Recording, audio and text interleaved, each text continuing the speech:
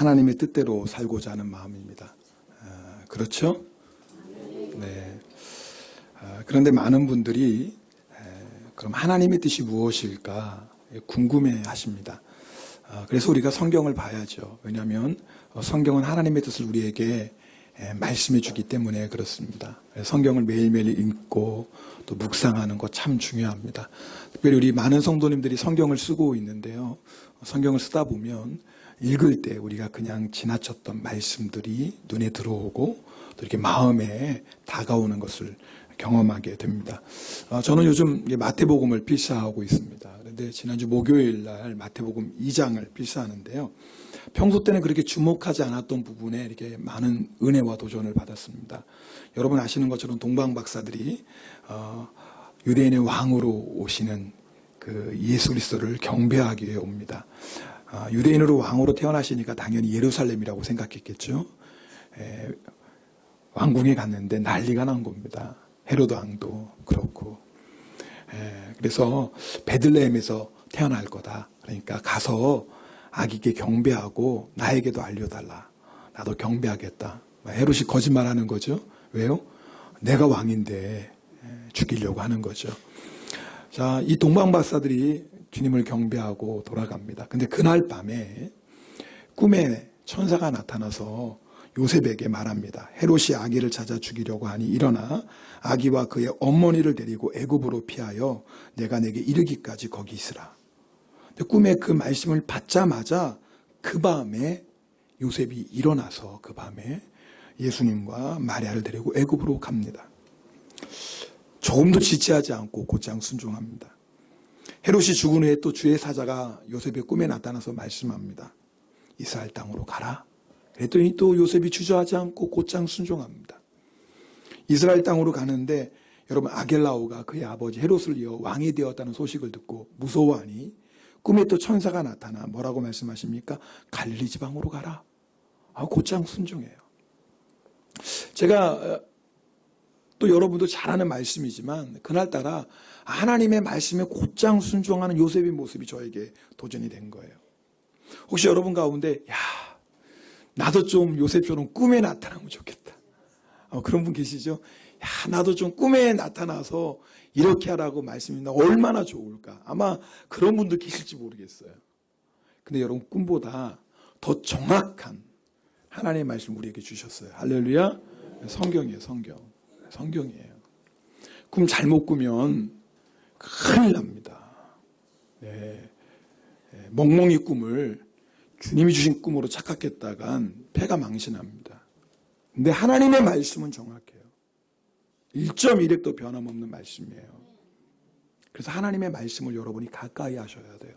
그럼 여러분이 내가 오늘 그럼 곧장 하나님의 말씀에 순종해야 될 좀 그런 은혜를 받고 싶습니다. 아마 그런 분들이 있겠죠. 그런 분들을 위해서 오늘 하나님 주시는 말씀이 데살로니가전서 5장 16절부터 18절까지 말씀이에요. 우리 이 말씀 같이 읽어볼까요? 네, 다 암송하는 말씀이지만 함께 읽겠습니다. 항상 기뻐하라, 쉬지 말고 기도하라, 범사에 감사하라. 이것이 그리스도 예수 안에서 너희를 향하신 하나님의 뜻이. 정확히 성경은 말씀합니다. 하나님, 이 상황에서 제가 어떻게 해야 됩니까? 제가 무엇을 해야 될까요? 묻는 다음에 하나님이 이렇게 분명히 말씀하십니다. 지금 기뻐해라. 지금 이 순간에 기도에 무릎을 꿇어라. 그리고 지금 감사해라. 이것이 너를 향한 나의 뜻이다. 내가 지금 할 수 있는 최고의 순종은 기뻐하고 기도하고 감사하는 것이다. 여러분, 어떤 분들은 하나님 언제 이 고난이 끝납니까? 아마 그렇게 묻고 싶은 분도 계실 거예요. 하나님 이렇게 말씀하실 거예요. 지금 기뻐해라. 너 지금 기도에 무릎을 꿇어라. 그리고 지금 고난의 환경 가운데 있다 할지라도 감사해라. 언제 너의 고난이 끝날지 너 그거 신경 쓰지 마. 그건 내가 알아서 하는 거야. 네가 할 일은 기뻐하고 기도하고 감사하는 거야. 하나님, 어떻게 하면 제 인생이, 제 가정이 행복해질 수 있을까요? 어떻게 하면 제가 세상에서 승리하는 성도가 될까요? 주님 오늘 분명히 말씀하십니다. 그래, 기뻐해라. 그리고 그리고 기도해라. 그리고 감사하라. 여러분, 우리는요, 크고 대단한 일을 늘 생각합니다. 뭔가 하나님의 뜻대로 사는 인생. 그러나 여러분 아셔요? 의외로 하나님의 뜻대로 사는 인생은 먼 곳에 있는 게 아니에요. 그거 실천하기 위해서 여러 가지 준비가 필요한 것도 아니에요. 오늘 이 시간에 예배드리는 바로 이 시간에 여러분이 하나님의 뜻대로 살 수 있어요. 감사하면 돼요. 기도하시면 돼요. 기뻐하시면 돼요. 오늘 설교를 듣다가 목사님, 지금 내 상황은 기뻐할 상황이 아니에요. 이렇게 좀 반문하고 싶은 분이 계실지도 몰라요. 여러분, 왜 그런지 아세요? 우리는 자꾸 기쁨을 외적인 환경에서 찾고 있기 때문에 그렇습니다. 기뻐할 게 있어야지 기뻐하죠. 그렇게 말씀하시는 분들이 생각하는 기쁨은 외적인 거예요. 내가 원하는 것이 이루어지고, 내 계획대로 되어지고, 어려움도 다 해결하고, 물론 그러면 기뻐할 수 있죠. 그러나 성경이 말하는 기쁨은 그런 기쁨이 아니에요. 그렇다면 우리는 항상 기뻐할 수 없을 거예요. 성경이 말하는 기쁨은 내적인 기쁨이에요. 예수 그리스도로 인한 기쁨이에요. 오늘 여러분이 눈을 밖으로 보시면 안 돼요. 내가 기뻐할 게 무엇이 있지라고 밖을 찾으시면 절대 기뻐할 수 없어요. 좀 기뻐하다가도 생각지 못했던 일들을 만나면 기쁨이 사라져요. 우리는 자꾸 기뻐하라는 말씀 앞에 기쁨의 근거를 밖에서 찾어요. 근데 오늘 성경은 말씀하세요. 여러분, 우리의 기쁨의 근원은 우리 안에 있습니다. 누구예요? 예수 그리스도. 예수 그리스도가 우리의 기쁨의 근원이 되시기 때문에 그렇습니다. 그러니까 우리가 어떻게 항상 기뻐할 수 있어요? 예수님이 항상 우리 안에 계시기 때문에 그래요. 예수님은 한순간도 우리를 버리시거나 떠나신 적이 없어요. 그렇기 때문에 우리가 항상 기뻐할 수 있는 이유는 기쁨의 근원 되시는 예수님이 우리 안에 계시기 때문에 그래요. 그래서 환경과 상황이 어떻게 되든지 예수님은 언제나 우리와 함께 하시기 때문에 그 예수님으로 인하여서 항상 기뻐할 수 있습니다. 하나님은요, 우리가 순종할 수 있는 것만 명령하세요. 여러분 중에 이 말씀 들으면서 사람이 어떻게 항상 기뻐할 수 있어요? 라고 하시는 분이 있다면 여러분 오늘 잘 들으셔야 돼요. 하나님은 우리가 순종할 수 없는 것을 명령하시는 분이 아니에요. 맞지요? 그렇잖아요. 순종할 수 없는 걸 명령하시고 순종 안 했다고 나무라시면 그건 우리의 책임이 아니죠. 하나님이 우리에게 명령하셨다라는 것은 우리가 그 말씀에 순종할 수 있기 때문에 그래요. 그러니까 항상 기뻐하라, 이건 명령이에요. 그 말씀은 뭐예요? 우리가 항상 기뻐할 수 있기 때문인 거예요. 그러면 분명히 내가 예수님 믿고 예수님 내 안에 계시는 게 분명한데 기쁨의 근원이 되시는 예수님이 내 안에 계시는데 나와 동행하시는데 나는 왜 항상 기뻐할 수 없을까? 이게 우리 문제 아닙니까? 나만 그런가? 반응이 없으시면 오늘 새벽부터 이상하게 반응이 없으세요. 어제 새생명 잔치 하시나고 너무 기력을 다 빼셔가지고 이 긴장이 풀려서 그런지 그렇죠? 네. 우리의 고민이 그거 아니에요? 기쁨의 근원이 되시는 기쁨 그 자체가 되시는 예수님이 내 안에 있으면 내가 항상 기뻐할 수 있는데 우리의 고민이 뭐예요? 분명히 예수님이 내 안에 계시는 건 맞는데 나도 그것을 분명히 믿음으로 고백하는데 항상 기뻐할 수 없는 거예요. 여러분 그 이유가 누가복음 10장에 보면 나와 있습니다. 여러분 누가복음 10장 보면은 여러분 잘 아시는 얘기예요. 마르다가 예수님을 자기 집으로 초청합니다. 얼마나 기뻤겠어요. 여러분 예수님을 자기 집으로 초대하는 그 마리아의 기쁨, 네 정말 얼마나 가슴이 막 뛰겠어요. 그리고 그 예수님을 위해서 지금 마르다가 뭐 합니까? 음식을 준비하고 얼마나 기뻐요. 여러분도 1년에 한 번씩 대시방 갈 때 집에서 음식 준비하실 때 하여튼 요즘 뭐 음식 집에서 준비하는 건 별로 없지만 막 기쁘고 설레시죠? 갑자기 분위기가 이상해져. 제가 묻지 말아야 될 질문을 물으신 거예요. 실수했어요. 네. 꼭 목사님이 식사 시간에 꼭 신방을 하시네. 오후 3시 정도. 이때쯤 하시지. 꼭 11시쯤 와가지고 말이야. 부담스럽게. 이러는 분 안 계시죠? 제가 오늘 질문을 이상하게 잘못했어요. 이건 뭐 계획이 없던 질문이었는데. 하여튼, 여러분 아마 그 예수님을 대접하는 마르다의 마음은 기쁨으로 충만했을 거예요. 근데 문제가 생겼어요. 분명히 기쁨으로 예수님을 영접했고, 분명히 예수님을 위해 기쁨으로 음식을 대접했는데, 어느 순간 마리아 안에 있던, 마르다입니다. 죄송합니다. 마르다 안에 있던 기쁨을 사라지고, 갑자기 불평이 나오기 시작했어요. 여러분, 예수님과 12제자를 초대했어요. 그리고 뭐 예수님과 12제자만 왔겠어요? 함께 오는 사람이 있었겠죠. 그러니까 이거는요, 그냥 작은 식사 대접이 아니에요. 오늘 보면 큰 성대한 파티예요. 근데 이거 지금 마르다가 막 하는데 누가 도와줘야 돼요? 마리아가. 근데 이것이 어디에 있어요, 지금? 예수님의 발 앞에 탁 앉아가지고 예수님 점수 달라고. 아니죠? 네.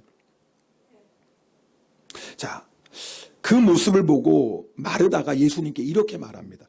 세 번 현대인의 성경인데요. 우리 준비되셨나요? 한번 우리 같이 읽어보겠습니다. 마르다가 예수님께 이렇게 말합니다. 제 동생이 모든 일을 저 혼자 하도록 내버려 두고 있는데 그냥 보고만 계십니까? 여러분 잘 보세요. 지금 이 말투를 잘 보세요. 지금 예수님한테 할 말투가 아니에요. 그죠? 그냥 보고만 계세요? 이러고 있어요, 지금. 그 다음에 뭐라고 얘기합니까? 저를 좀 도와주라고 하십시오. 지금 여러분 마르다의 지금 심령의 상태를 좀 느낄 수 있죠? 네. 그때 예수님께서 마르다에게 이렇게 말씀하십니다. 우리 그 다음 말씀도 읽겠습니다. 그런 마르다를 보고 예수님께서 안타까운 마음, 예수님 마음이 너무 안타까우신 거예요. 마르다야, 네가 기쁨으로 나를 영접하고 기쁨으로 음식을 준비하다가 마르다가 네가 왜 이렇게 됐니? 마음이 안타까우신 거예요. 그러면 이렇게 말씀하세요. 같이 읽겠습니다. 마르다야, 마르다야, 내가 많은 일로 염려하고 걱정하는구나. 그러나 꼭 필요한 것은 한 가지뿐이다. 그러니까 지금 마르다에게 필요한 건 꼭 한 가지뿐이다. 그 다음 말씀 읽겠습니다. 마리아는 좋은 편을 택했으니 아무에게도 그것을 빼앗기지 않을 것이다. 물론 여기서 좋은 것이라는 건 주님의 발 앞에 앉아서 말씀을 듣는 것일 수 있어요. 1차적인 의미는 그거예요. 그러나 예수님이 좋은 것을 택했다라는 것은 더 넓은 의미, 더 깊은 의미가 있어요. 그것은 뭐냐면 지금 마리아는 가장 좋은 것을 택했다. 누구를 택한 거예요? 예수님을 택했다 그 말이에요. 여러분 지금 무슨 말씀인지 알겠어요? 지금 마리아는 가장 좋은 것을 택했어요. 예수님을 택했다고요. 자, 마르다도 예수님을 택했어요. 그래서 예수님을 영접했죠. 마르다도 예수님을 택했기 때문에 기쁨으로 음식을 준비했죠. 근데 마르다의 문제가 뭐예요? 예수님을 위해서 열심히 음식을 준비하다가 예수님은 온데간데 없고 뭐만 남았어요? 일만 남았어요. 여러분 지금 예수님은 마르다가 음식 준비하는 것 갖고 책망하시는 게 아니라고요. 지금 마르다가 너 왜 내 앞에 와서 말씀 안 듣고 음식 준비해, 이것 때문에 책망하시는 게 아니라 예수님의 근본적인 마르다를 향한 안타까움의 말씀은 뭐냐면, 마르다야, 가장 좋은 건 나를 택해야지. 너는 왜 나를 잃어버리고 일을 붙잡고 있니? 여러분 이것은 일하지 말라는 말씀이 아니에요. 하나님의 인재의 연습이라는 책 여러분도 읽어보셨을 거예요. 로렌스 형제가 썼는데요. 이분은 프랑스 갈멜 수도에서 평생 동안 주방에서 일했던 분이에요. 그러나 어느 누구보다도 깊은 영성을 소유하고 그를 바라보는 사람들마다 정말 하나님 주시는 기쁨과 평안이 있는 것을 볼 수 있었어요. 하루는 그가요, 친구 조셉에게 이런 고백을 합니다. 꼭 큰 일을 해야만 할 필요는 없다. 나는 후라이팬에 작은 계란 하나라도 하나님을 사랑하는 마음으로 뒤집는다. 자, 오늘 식사당번 누구세요? 사랑하는 마음으로 하셔야 돼요. 자, 이 계란 후라이 하는데 뒤집는 것도 어떤 마음으로? 하나님을 사랑하는 마음. 너무 놀라운 거 아니에요? 그 일도 끝나고 나서 더 할 일이 없으면 나는 바닥에 엎드려 하나님을 경배한다. 내가 그렇게 할 수 있는 것도 그분이 주시는 은혜 때문이다. 그리고 나서 일어날 때면 나는 어느 왕보다도 더 만족감을 느낀다. 설사 내가 아무것도 할 수 없다 하여도 나는 하나님을 사랑하는 마음으로 방바닥에서 티끌 하나를 주워 올리는 것만으로도 족하다. 자, 지금 이 로렌스 형제는 주방에서 일하는 사람이에요. 자, 계란 후라이 하고 있어요. 그런데 이 로렌스의 마음은 하나님을 향하고 있어요. 가장 좋은 것 예수 그리스도를 바라보고 계세요. 그러니까 뭐예요? 계란 하나를 뒤집어도 그 마음에 기쁨과 평안이 넘쳐요. 마르다가 놓친 게 뭐예요? 주님을 위해서 일했는데 주님은 온데간데 없고 일만 남았어요. 여러분, 우리가 신앙생활하면서 자꾸 놓치는 부분이 이거 아니에요? 오늘 예배 주님 앞에 나오셨어요. 여러분, 오늘 예배 가운데 살아계신 하나님을 바라보는 시간 아닙니까? 우리가 예수님을 의지하여서 하나님 앞에 나아가는 시간 아닙니까? 근데 예배 시간에 앉아 있어도요, 우리의 마음이 주님께로 향하지 않으면 오늘 이 예배는 우리에게 기쁨이 될 수 없어요. 여러분 아십니까? 이렇게 하나님을 예배하는 이 세상에서 가장 기쁨의 자리에 앉아있다 할지라도 예배하는 여러분의 중심이 주님을 향해 있지 않다면 오늘 예배 시간은 여러분에게 아무 기쁨이 아닐 거예요. 심지어는 말이에요. 심지어는 하나님을 예배하는 가장 기쁜 이날에 불평과 원망이 나올 수도 있다고요. 왜요? 예수님을 놓치는 거예요. 여러분, 오늘 지금 예배 드리고 있는데 여러분 지금 누굴 바라보고 계십니까? 정말 주님 바라보고 계세요? 여러분 한번 생각해 보세요. 정말 지금 여러분 말씀을 듣고 있는데 여러분의 시선은 누구를 향하고 있냐고요. 오늘 하나님 앞에 드린 예배 시간인데 정말 여러분의 시선이 주님을 바라보고 있냐 그 말이에요. 심지어는 예배의 자리에 앉아 있으면서도 우리의 마음이 주님이 아닌 다른 곳에 향하고 있을 수 있어요. 마르다처럼. 그럼 우리 마음에는 기쁨은 없어요.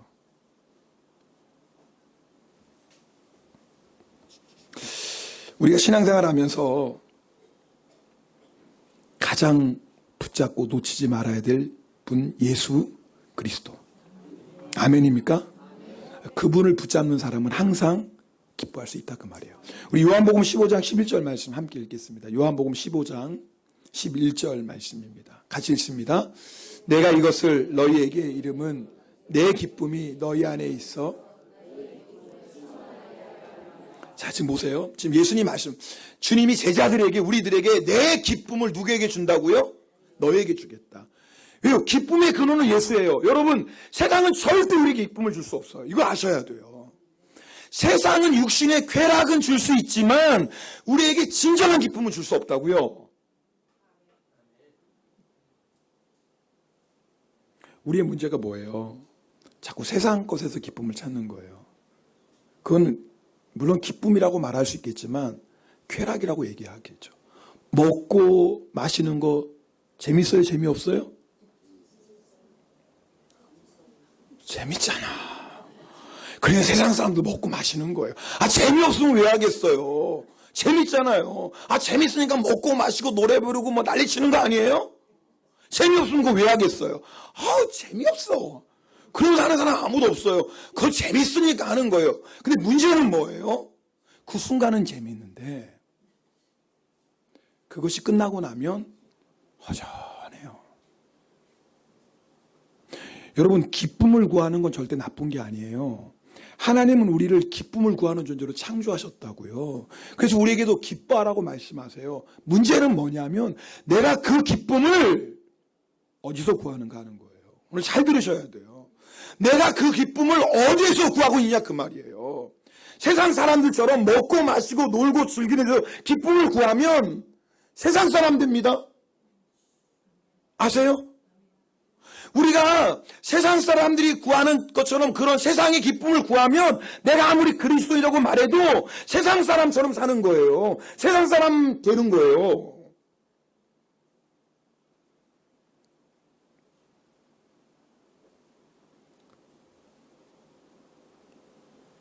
예수 믿는 사람은 주님께 기쁨을 구하는 자예요. 주님이 주시는 기쁨을 구하는 자라고요. 이게 진짜 기쁨이에요. 왜 그런 줄 아세요? 예수님을 보면 알 수 있어요. 예수님은 이후에 어떤 일을 하시냐면 여러분 잘 아시죠? 요한복음 15장은 예수님이 제자들에게 말씀하시고 마지막에 이거 끝나면 어디 가세요? 감람산 가신다고요. 거기 가서 여러분 뭐 하세요? 정말 땀방울이 핏방울 되듯 기도하시면서 여러분 채찍에 맞으시고 조롱당하시고 결국 십자가에 고통당하시고 운명하시죠. 근데 참 놀랍죠. 예수님은 지금 그 예수님의 앞으로 몇 시간 뒤에 일어난 일을 다 아시면서도 뭐라고 말하죠? 내 기쁨을, 이 말이 뭐예요? 지금 예수님 안에 뭐가 있다라는 거예요? 기쁨이 있다라는 거예요. 지금 무슨 말씀인지 아시겠어요? 지금 예수님이 몇 시간 뒤에 그런 채찍에 맞으시고 조롱당하시고 고난 가운데 예수님이 죽으실 텐데, 근데 예수님이 지금 뭐라고 말씀하시냐면 내 안에 기쁨이 있다라는 거예요. 참 놀랍지 않아요? 근데 이 기쁨을 내가 지금 너에게 주겠다라는 거예요. 여러분, 기쁨은요, 주님이 주시는 겁니다. 기쁨은 예수님이 주실 수 있습니다. 여러분, 그 기쁨을 받는 자는요, 예수님처럼 기뻐할 수 있어요. 그것이 어떤 기쁨이요? 어떤 고난과 어떤 핍박과 어떤 조롱이 와도 그것이 우리 안에 있는 기쁨을 빼앗아갈 수 없어요. 그게 진짜 기쁨이에요. 그것이 예수님이 주시는 기쁨이에요. 근데 예수님이 이미 우리에게 그 기쁨을 주셨다고요. 제가 종종 여러분에게 예를 들어요. 여러분, 가시밭 속에 백합화가 피었어요. 가시밭에 백합화. 근데 바람이 거세게 불어요. 그럼 어떤 일이 일어납니까? 연약한 그 백합화의 꽃잎이 가시에 찔려요. 그러면 어때요? 얼마나 아프겠어요? 그죠? 백합화가 말했으면 아파. 아니, 아파. 아야? 그랬겠죠? 자, 그런데 보세요. 그때 백합화가 슬픔의 냄새를 풍기는 게 아니에요. 왜 딱 찔러? 분노의 냄새를 풍기는 게 아니에요. 백합화가 어떤 향기를 풍길까요? 백합화. 제가 지금 어려운 거, 오늘 분위기가 이상하네. 하여튼 어제 새생명 다음부터 월요일 날 해야 되겠어. 근데 끝나고 나니까 약간 눈도 좀 이렇게 약간 가셨고, 좀, 선교사님 다음에 새생명 잔치를 월요일 날 하면 좋을 것 같다는 생각이 갑자기 들기도 합니다. 근데, 어디까지 했어요? 그것이 잘 반응을 하셔야지. 그렇죠, 그렇죠. 어려운 거 아니잖아요. 슬픔의 냄새를 풍기는 게 아니에요. 나 왜 찔러? 분노의 냄새를 풍기는 게 아니에요. 가시가 찔렀는데 그 찔러도 백합화에게서 나오는 건 뭐예요? 백합화 향기예요. 더 거센 바람이 막 불어요. 백합화의 연약한 그 꽃잎이 갈기갈기 찢어져요. 그럼 백합화에서 고통의 냄새가 나나요? 악에 바친 냄새가 나나요? 뭐가 나죠? 오히려 더 진해요. 오히려 더 진한 백합화의 향기가 가시밭을 온통 뒤덮는 거예요. 여러분, 이게 아세요? 신앙의 신비인 거? 세상이 찌르거든요. 사람이 찌르거든요. 그런데 진짜 예수 그리스도 내 안에 모시고 있는 사람은요, 누가 나와요? 예수 그리스도가 나타나는 거예요. 그래서 기뻐할 수 있는 거예요. 우리 예수님은 채찍에 맞으셨지만 분노를 뿜어내지 않으셨어요. 우리 예수님이 머리에 가시면류관 쓰시고 손발 못에 박히셨지만 분노를 쏟아내신 게 아니라고요. 십자가에 사랑이 흘러나가요. 십자가에 사랑이 흘러나가요. 왜요? 그분이 사랑이시니까. 그분이 사랑이시니까 찢겨도 사랑이 흘러나갈 수밖에 없죠. 우리 속에 무엇이 있는지 언제 알게 되는지 아세요? 여러분 안에 뭐가 있는지 여러분 잘 모르셔요. 지금 얼굴 보면 다 고상하게 있어서 내 안에 기쁨이 있고 사랑이 있습니다. 뭐 이렇게 지금 하시지만, 물론 그런 분도 계시지만 지금 보고는 잘 몰라요. 우리는 굉장히 우리가 착한 줄 알아요. 내가 굉장히 성격도 착하고 온순하고 순둥인데 못된 남편 만나서 성질 다 버렸다고 생각해요. 난 원래 착한 사람인데 아주 드센 말 안 듣는 자식들 만나서 성격 다 버렸다고 생각해요. 죄송합니다. 원래 그 성격이에요. 원래 성격이 그랬는데 속고 살았어요. 속고 살았어요. 그러다가 가시에 찔리니까 진짜가 나오는 거예요. 여러분 아세요? 진짜가 나오는 거예요. 가시에 찔릴 때 진짜 내 안에 있는 게 나온다니까요. 여러분 안에 기쁨이 있으면 가시질 때 뭐가 나올까요? 기쁨이 나와요. 여러분 안에 기도가 있는 사람은 가시질 때 뭐 할까요? 기도하죠. 여러분 안에 감사가 있는 사람은 가시질 때 뭐 할까요? 감사하죠. 여러분 안에 사랑이 있는 사람은 가시질 때 뭐가 나올까요? 사랑이 나와요. 그러니까 여러분이 누가 나를 힘들게 했다, 그렇죠. 누가 나를 모함한다, 속상하죠. 누가 무례하게 대한다, 기분 좋을 사람 없어요. 근데 그때 여러분 영적으로 잘 깨어서 여러분의 반응을 보셔야 돼요. 그게 진짜 여러분의 모습이에요.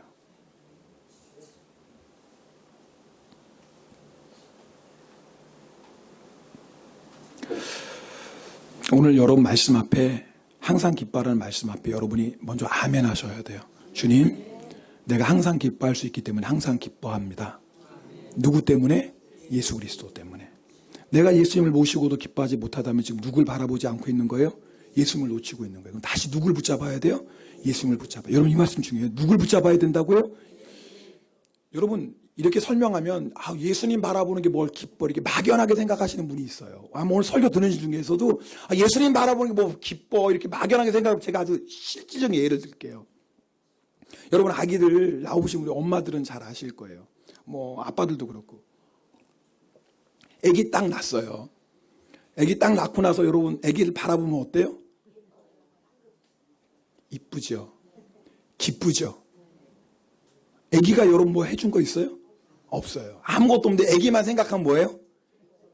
기쁘죠? 지금 속색여가지고 내가 이놈의 새끼를 내가 얘를 왜 낳았을까? 지금은 그런 마음이 좀 들지는 모르겠지만, 태어나가지고 그걸 생각해 보시라 그 말이에요. 그때 생각만 해도 뭐예요? 너무 기뻤죠? 진짜 그렇잖아요. 생각만 해도 기뻐. 제가요, 우리 지난주 월요일날 우리 선교사님 공항에 모셔다 드리고, 이제 집에 오는데 아침 일시 시간에 가다 보니까 한 7시 반, 8시쯤 됐어요. 근데 이제 맥도날드 지나가는데, 우리 아이들이 갑자기 생각나는 거예요. 우리 아이들 어렸을 때요, 제가 맥도날드 모닝 세트 사주면요, 신나가지고 얼마나 좋아했는 줄 몰라요. 그 모습이 갑자기 생각나는 거예요. 근데 보세요. 제가 그 모습이 떠오르면서 제 입가에 미소가 쫙 가는 거예요. 추억이지만 우리 아이들이 제가 그 모닝 세트 사다 줬을 때 그 기뻐하고 아빠! 그렇게 해서 키웠는데 이놈의 새끼들이. 진짜 이러면 안 되지. 제 안에 있는 게 나오는 거니까. 그렇게 좋아했어요. 그러니까 제가 그 생각을 하니까 갑자기 제 미소가 가는 거예요. 여러분 제가 지금 드린 얘기 실질적인, 여러분 다 경험하시는 얘기죠. 잘 보세요. 내 자녀 하나를 생각해도 내 마음이 기쁜데 구주를 생각만 해도 내 마음이 좋거든. 여러분 이 찬송 부르고 계십니까? 구주를 생각만 해도 내 마음이 좋거든. 자식만 생각해도 기분 좋아요. 근데 그 자녀와 비교할 수 없는 나의 주님, 나를 위해 십자가에서 생명 주신 그 예수님, 여러분 그 예수님을 생각할 때 왜 내 마음이 기쁘지 않겠어요? 만약 여러분이 오늘 이 말씀을 들으면서도 내가 예수님을 생각한데도 기쁨이 없다 그러면 여러분 사실 우리 심령이 지금 굉장히 메말라 있는 거예요. 예수를 생각만 해도 내 마음이 좋거든, 이것이 내 마음에 감동이 안 되면 지금 우리 굉장히 지금 타락한 거예요. 내 마음이 너무너무 메말라 있는 거예요. 지금 회개하고 기경하셔야 돼요. 여러분 정말 예수님 믿는 사람은요, 예수님 생각만 해도 기뻐요. 그러니까 항상 기뻐하라는 게 어려운 말씀이 아니라니까요. 뭐 나는 기쁨 없는데 기뻐하라, 마인드 컨트롤하라는 게 절대 아니에요. 그냥 자식을 생각하면 나도 모르게 기쁨에 미소가 지어지는 것처럼 주님을 생각하면 그냥 기쁜 거예요. 그래서 우리는 항상 기뻐할 수 있어요. 여러분 감정을 붙잡지 마세요. 상황을 붙잡지 마세요. 하나님의 말씀을 붙잡길 축복합니다. 예수님이 기쁨의 근원이세요. 세상에 기쁨 없어요. 세상에 절대 기쁨 없어요. 순간적으로 재밌고 쾌락을 줄 수 있지만 절대 세상 우리에게 참된 기쁨 줄 수 없어요. 세상의 기쁨을 따라가면 결국 타락해요. 그리고 멸망의 길을 가요. 근데 알면서도 왜 우리가 세상의 기쁨 따라가는 줄 아세요? 주님이 주시는 기쁨이 없으니까. 어쩔 수 없어요. 우리는 기쁨을 구하는 존재니까 주님을 주시는 기쁨이 없는 사람은 어쩔 수 없어요. 세상 기쁨으로라도 채워야 돼요. 어쩔 수 없어요. 주님이 주시는 기쁨이 내 안에 없는 사람은 기뻐해야 되는데 내 심령이. 어디서라도요? 세상에서라도 찾는 거예요. 내 안에 주님이 주시는 기쁨이 없으니까. 오늘 여러분 예배 시간에 주님을 바라보시기 바랍니다. 그리고 주님이 주시는 기쁨을 맛보셔야 돼요. 그 주님이 주시는 기쁨을 맛보시고 주님이 주시는 기쁨이 충만하면 세상의 기쁨은 아무것도 아닙니다. 그래서 우리가 세상의 유혹을 이기는 거예요. 예수님을 항상 바라보며 그것 때문에 기뻐했던 사람, 성경에 바울이라는 사람 여러분 잘 아시죠? 바울이 빌립보 감옥에 갇혔습니다. 죄송합니다. 로마 감옥에 갇혔습니다. 빌립보 감옥에도 갇혔지. 근데 이제 로마 감옥에 갇혀서 빌립보에 있는 성도들에게 편지를 써요. 여러분, 바울이 왜 로마 감옥에 갇혔어요? 네, 복음 전하다가. 그럼 여러분, 일반적으로 그 상황에서 하나님을 향해 불평할 수도 있지 않겠어요? 하나님 이게 뭡니까? 내가 주님 따라간다고 로마 시민권 아무것도 아닌 것처럼 여기고 세상의 학문, 부귀영화 다 진토처럼 버렸는데 주님 도대체 왜 내가 예수님 모든 것 내어버리고 주님 따라갔는데 왜 감옥까지 와야 됩니까? 라고 할 수 있잖아요. 놀랍죠? 바울이 그 로마 감옥 안에서 빌립보 성도들에게 편지를 쓰면서 뭐라고 하냐면 기뻐하라. 내가 다시 말하노니 기뻐하라. 여러분 이 말씀을 한 번 더 생각해 보셔야 돼요. 자기는 지금 괴로워 죽겠는데, 자기는 지금 슬퍼 죽겠는데, 자기는 지금 억울해 죽겠는데 빌립보 교인들에게 기뻐하라 그럴까요? 아니에요. 지금 바울 안에 지금 뭐가 있는 거예요? 기쁨이 충만해요. 여러분 오늘 말씀 들으면서 바울 불쌍하다. 야 예수님 위해서 모든 거 다 버렸는데 감옥까지 갔네. 불쌍하다 이런 생각 드시면 헛다리 짚으시는 거예요. 오늘 여러분이 이 말씀 들으면서 마음에 어떤 마음이세요? 주여 나에게도 바울 안에 있었던 그 기쁨을 회복시켜 주소서. 이 갈급함이 생겨요. 주님 지금 내가 아무리 힘들고 어려워도 지금 내 상황이 아무리 괴로워도 지금 로마 감옥 안에 있는 바울과 비교할 수 없을 만큼 좋은데 주님 그런데 왜 나는 바울 안에 있는 기쁨이 없을까요? 주님 여러분 심각하게 도전을 받으셔야 돼요. 바울은 그 감옥 안에서도 너무너무 기뻐서 그 기쁨이 충만해서 빌립보 성도들에게 기뻐하라 내가 다시 말하노니 기뻐하라고 기쁨을 외치는데 그 바울과 비교할 수 없는 너무나 좋은 상황에 있는 나는 왜 도대체 이 기쁨이 없어서 자꾸 왜 세상의 기쁨 기웃기웃 거리고 있을까요? 주님 똑같은 기쁨의 근원 되시는 예수님을 믿고 있는데 바울 안에 계신 예수님이 내 안에도 계시는데 바울을 구원하신 예수님이 나도 구원하셨는데 왜 바울 안에는 그 기쁨이 있는데 내 안에는 왜 그 기쁨이 없을까요? 여러분은 하나님 말씀 앞에서 진지하게 여러분을 점검하셔야 돼요. 환경의 문제가 아니에요. 상황의 문제가 아니에요. 물질적인 문제도 아니에요. 딱 하나예요. 여러분이 정말 예수님을 바라보고 있느냐. 오늘 이 시간에 여러분하고 찬송 드리길 원합니다. 네. 제가 오늘 설교를 준비하면서 어떤 찬송을 부를까? 기쁨에 대한 찬송을 부를까? 근데 하나님이 저에게 감동 주신 찬송이 있어요. 여러분 잘 아는 찬송이에요. 제가 이 찬송을 선곡한 이유가 있어요. 하나님 우리를 너무너무 사랑해. 누굴 주셨어요? 예수님.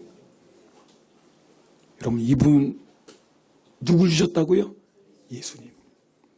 그럼 모든 걸 다 주신 거예요. 그럼 이거 하나만으로 우리는 뭐예요? 충분히 기뻐해야 돼요. 여러분 정말 오늘 이 찬송 하면서 이 찬송이 여러분의 믿음의 고백되길 원합니다. 하나님 나를 사랑하셔서 예수님 주셨지. 주님 지금 내가 어떤 상황이 있다 할지라도 이거 하나만 가지고도 주님 저는 기뻐할 수 있습니다. 오늘 예수님으로 인한 기쁨을 회복시켜 주소서. 우리 이 찬송 들으시고 그런 마음으로 함께 기도